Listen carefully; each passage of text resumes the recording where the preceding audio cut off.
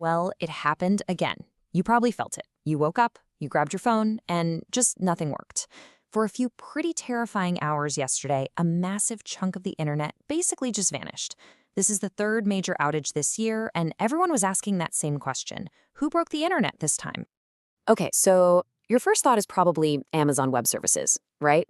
I mean, a problem at AWS has taken down huge sites before. But this time, nope.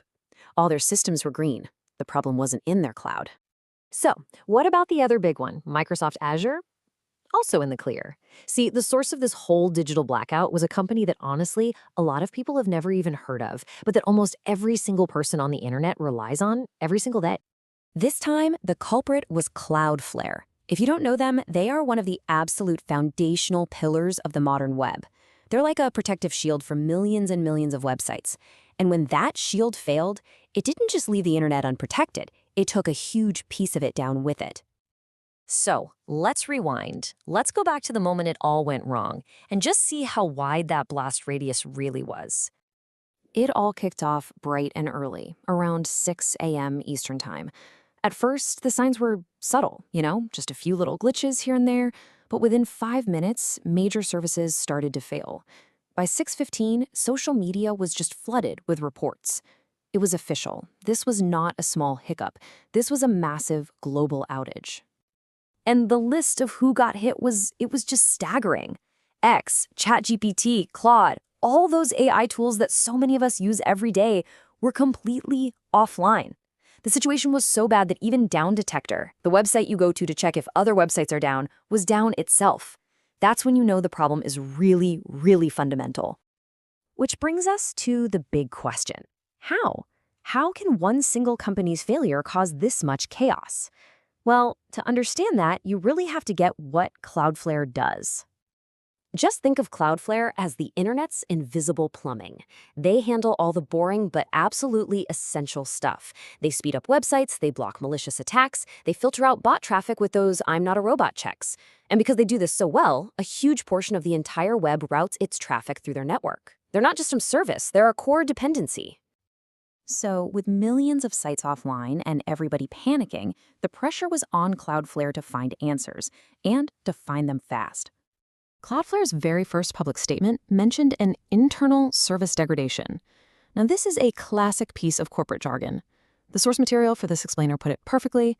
This is the professional way of saying, everything is on fire and we have no idea why. And of course, you know what happens next. That kind of vague update just sends the rumor mill into a total frenzy. Was this a coordinated cyber attack? Some kind of hostile state actor? Was it internal sabotage? Or was it the classic, and let's be honest, often the most likely culprit, just a simple human error? A little later, Cloudflare's CTO gave us a crucial update. He explained that a dormant bug, something hiding in the code, was accidentally triggered by a totally routine update, and that caused a system to crash. And he made one thing crystal clear. This was not an attack. But the full story, well, it was even stranger. Because the actual root cause of this internet-breaking catastrophe wasn't some malicious actor or some super complex software bug. It was something far, far more ordinary. That's right. All of that chaos, the error pages, the downed services, the panic, all of it was triggered by one single, automatically generated file that just got too big. Not a hacker, not a nation-state, a file. So here's how the dominoes fell.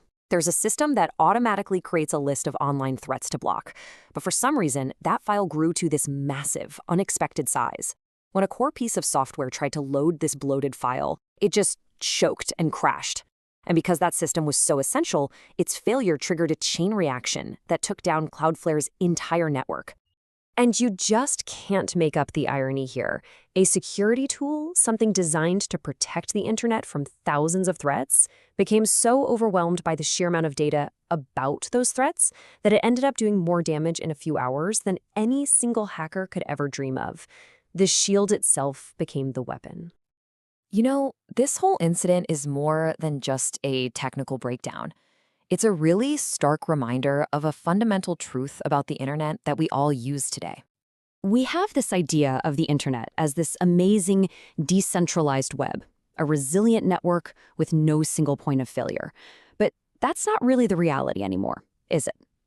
The modern internet is built on the infrastructure of a very small number of massive companies, like Cloudflare, like Amazon, like Microsoft. Now, this extreme centralization creates incredible efficiency, for sure, but it also creates a critical vulnerability. It means that one single bloated file at one single company can have a ripple effect that silences millions of voices and businesses all across the globe. So it leaves us with a really difficult question.